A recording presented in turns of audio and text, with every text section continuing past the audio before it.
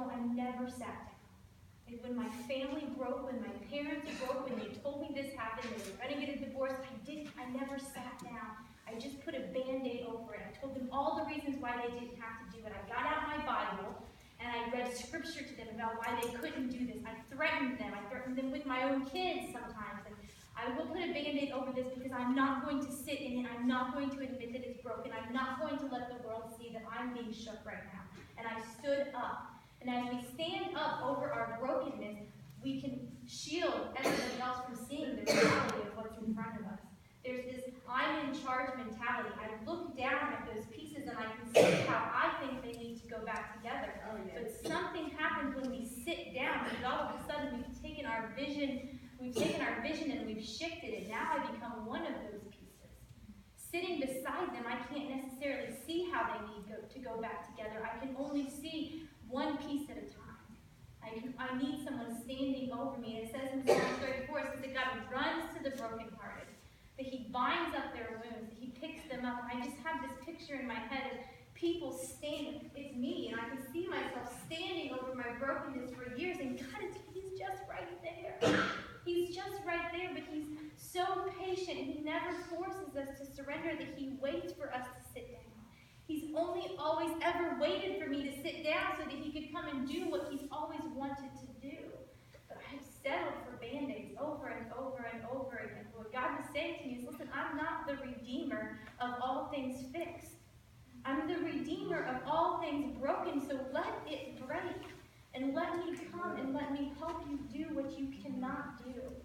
I remember last summer, my daughter Addie, she broke her arm. She was riding her bike in the neighbor's driveway, like, where you go off the driveway into the grass. I was in the yard, right across the street, but I saw it go off into the grass, and I saw her go like this, and I knew when she hit that it broke me. She screamed at the top of her lungs, and she grabs her arm, and she tucks her head, and she just sits there. I never took my eyes off her. I saw her the entire time. She never looked up at me. She never looked up. She just sat there and she screamed. And you know what God said to me about that? You don't even have to look up. She knew that her scream would get my attention. She didn't have to see if I was running because she knew I was running towards her. She knew the minute I heard her cry, whatever was in my hands was being dropped, and I was going to be at her in a split second. Our ability to sit down says more about how much we trust God to run to us in our brokenness than it says anything. If I can sit down, it's only because I know that He's coming to me. If I stand up, my hesitation is only because I don't trust that He's coming.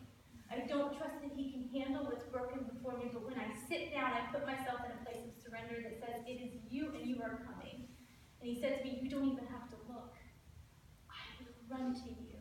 You don't even have to doubt. I will be there. So I sat down in brokenness, and I waited for Him to come. And that weekend, which is only God that would do this, that on Monday when He gave me this passage, that weekend my brother came home, and he had told us that he had some news for my family. My younger brother, he didn't really tell us what was going on, but we all got together as a family. And my brother Christopher has been married to Amanda. At that point in time, they had been together longer than I had been married. Since she was 13, she was a part of our family. She was like my little sister. Christopher is the reason I know Jesus. When my life went out of control, he was my only friend at one point in time in my life. And he came home and he just said that he had to tell our family something. So he sat in front of us, and I remember standing with him in my parents' garage, just weeping like a baby, because him and Amanda had decided they were going to get a divorce because for 13